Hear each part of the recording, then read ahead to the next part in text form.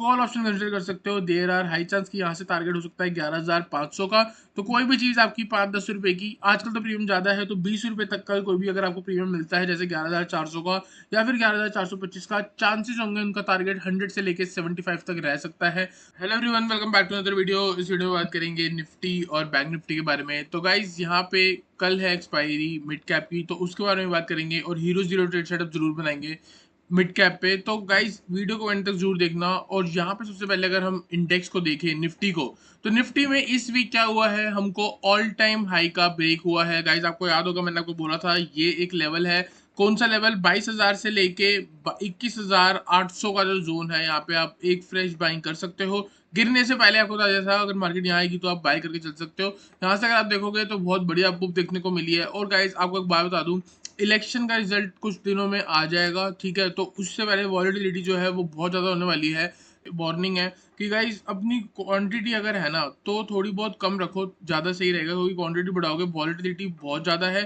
Chance हो सकते हैं कि आपका पहले स्टॉप लॉस हिट करे उसके बाद आपका टारगेट हिट करे, ठीक है। तो गाइज सिंपल सी बात है, यहाँ पे हम इंडेक्स को कैसे एनालाइज करने वाले हैं। देखो ऑल टाइम हाई का ब्रेकआउट हुआ था, यहाँ पे एक हाई लगा था, वापस इधर हाई लगा था और इसका यहाँ पे हमको ब्रेकआउट देखने को मिला है। ब्रेकआउट के बाद क्या होता है, हमेशा रीटेस्ट होता है। अगर रीटेस्ट होता है ये वापस इस जोन पे आता है, तो ये जो जोन है बेस्ट बाइंग जोन है किस चीज के लिए, और आगे जाने के लिए और ऊपर जाने के लिए। इलेक्शन का टाइम है, अगर यहाँ पे आपकी बाइंग होती है ऊपर के टाइम पे, आपको पता है किसने जीतना है, उस जीत के बाद मार्केट ने ऊपर जाना ही है। मोस्ट सारे लोग यही एक्सपेक्ट कर रहे हैं, तो हम भी यही एक्सपेक्ट करते हैं। और हमेशा इलेक्शन के आसपास मार्केट ऊपर ही जाती है, पहले थोड़ा बहुत गिर जाती है।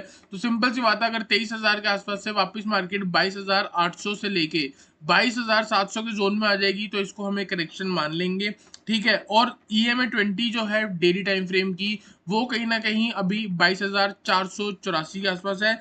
आप देखोगे ये एक तरह से मैग्नेट की तरह वर्क करता है। मार्केट ऊपर चलेगी, वापस से इधर आई, फिर ऊपर चलेगी, वापस से EMA20 की तरफ आई, फिर ऊपर चलेगी, वापस EMA20 की तरफ आई, तो यहाँ से ऊपर जा चुकी है।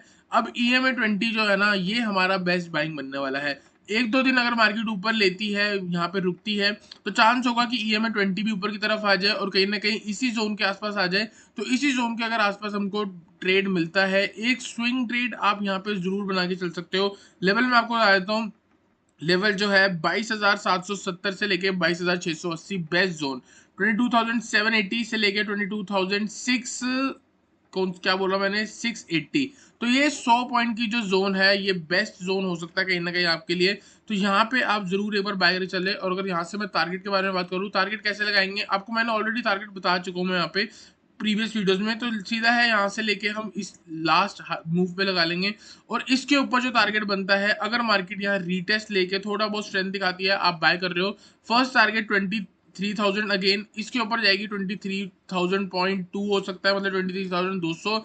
इसके ऊपर 23,400 या फिर 23,365 के आसपास भी आपको टारगेट देखने को मिल सकता है। तो अच्छी खासी आपको 600-700 पॉइंट की अप मूव इस लेवल से देख सकते हैं। तो मेरा ये मानना है आपको यहाँ पे वेट करना चाहिए। अगर आप यहाँ पे देखोगे भी तो मैं आपको एक और चीज सिखाता हूँ। यहाँ पे इधर क्या हुआ, देखो यहाँ से एक मूव आई, ठीक है, इसका मतलब बायर्स ने खरीदा और लो पे खरीदा। और लो पे कौन खरीदता है? बिग ट्रेडर, ऑपरेटर बोल सकते हो, जिसके पास ज्यादा पैसा है वो बोल सकते हो, इंस्टीट्यूशन बोल सकते हो, ठीक है। तो यहाँ पे बड़े प्लेयर ने खरीदा। उसके बाद यहाँ पे क्या हुआ, यहाँ पे ना मार्केट थोड़ी देर रुकी रही, मतलब छोटे मोटे लोग प्रॉफिट लॉस करते रहे और उसके बाद इंडेक्स नीचे भी आया, ठीक है। इसके पीछे का लॉजिक देखो, ठीक है। तो यहाँ पे जब मार्केट नीचे आई फिर यहाँ पे खरीदारी हुई और मार्केट वापस ऊपर आई। तो देखा जाए तो इस जोन पे कैसे हुआ, देखो अगर मैं बहुत बड़ा खिलाड़ी हूँ, अगर मेरे पास सपोज करो 10,000 करोड़ है, ठीक है, मैं यहाँ पे बोलूंगा अपनी टीम को कि एक काम करो, निफ्टी को यहाँ पे बाय करना है, ठीक है, उसके बाद ऊपर मेरे को यहाँ पे 22,200 के आसपास बाय करना है,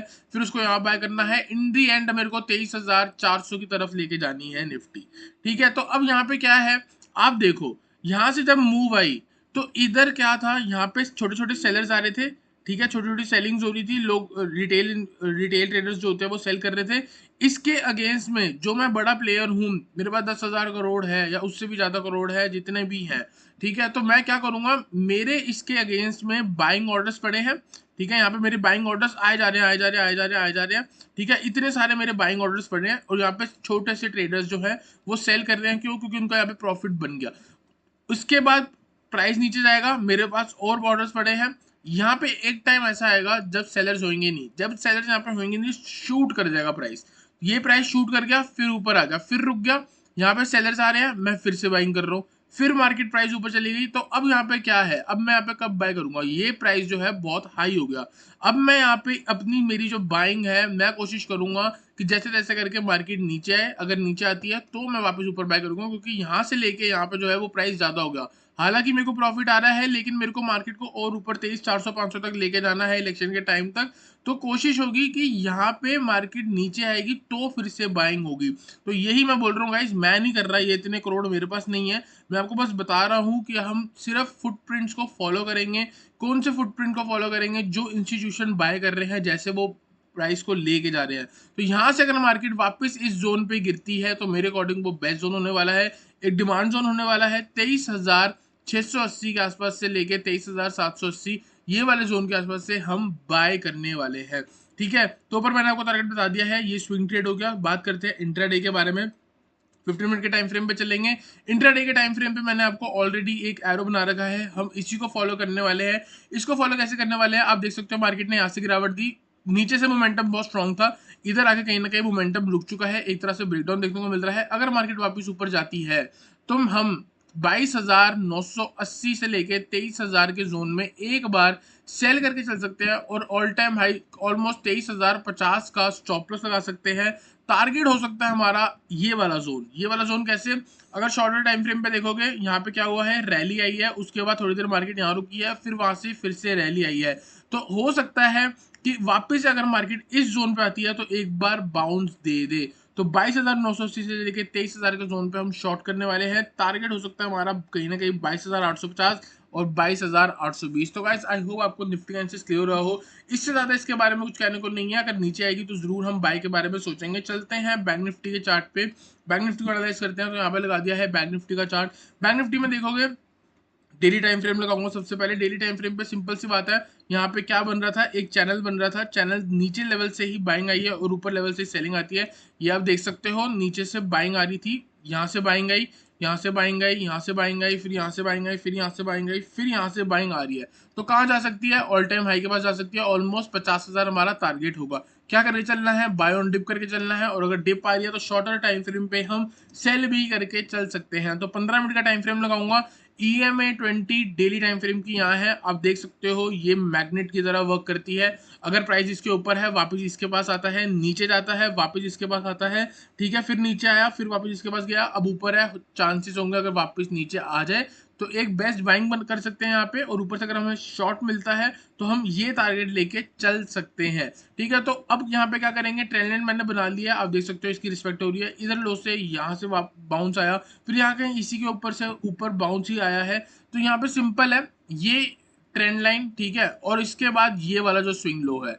जिस दिन भी मार्केट 48,780 के नीचे जाती है और बाय चांस अगर कल जाती है, आप शॉर्ट करके चल सकते हो। जो भी हाई लगा होगा वहां पे आप स्टॉप लॉस लगा सकते हो। Target maximum 48,200, there are high chance 580 point की गिरावट आप कैच करके चल सकते हो। बीच में चाहो तो छोटे मोटे टारगेट आप बना के चल सकते हो। पहला टारगेट हो सकता है 48,500, उसके बाद टारगेट हो सकता है 48,400, और फिर हो सकता है आपका 48,200। तो गाइस आई होप आपको निफ्टी बैंक का एनालिसिस क्लियर हुआ हो। इसके ऊपर एक ही ट्रेड है, अगर मार्केट इसी के ऊपर सस्टेन करती रहती है तो आप एक बार क्वांटिटी कम रख के ट्रेड करना, क्योंकि मार्केट में काफी मूव जो है ये एक्सटेंड हो चुकी है। एक करेक्शन जो है मेरे अकॉर्डिंग रिक्वायर्ड है, इसके बाद अगर करेक्शन आती है फिर यहाँ से बेशक आप अपनी क्वांटिटी बढ़ा के चल सकते हो। अभी अपनी क्वांटिटी आपको कम रखनी है, इसके बाद आप अगर नीचे करेक्शन आती है वहां से अप मूव आती है तो बेशक आप अपनी क्वांटिटी बढ़ा के चल सकते हो। तो गाइस आई होप आपको बैंक निफ्टी का बेसिस क्लियर हुआ हो। चलते हैं मिड कैप के बारे में। मिड कैप का एक ही ट्रेड है गाइस, आपको एक पैटर्न दिखाओ ना मिड कैप में आजकल क्या हो रहा है।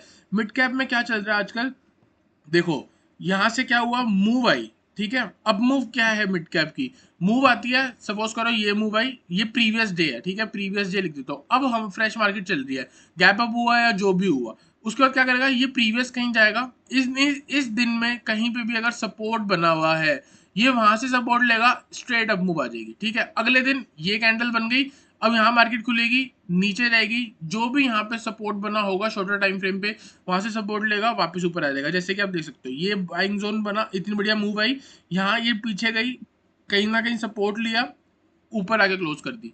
अगले दिन भी देखो नीचे आई है फिर ऊपर गई, फिर अगले दिन देखो थोड़ी बहुत नीचे आई फिर ऊपर गई, फिर यहाँ पे देखो नीचे आई है फिर ऊपर गई।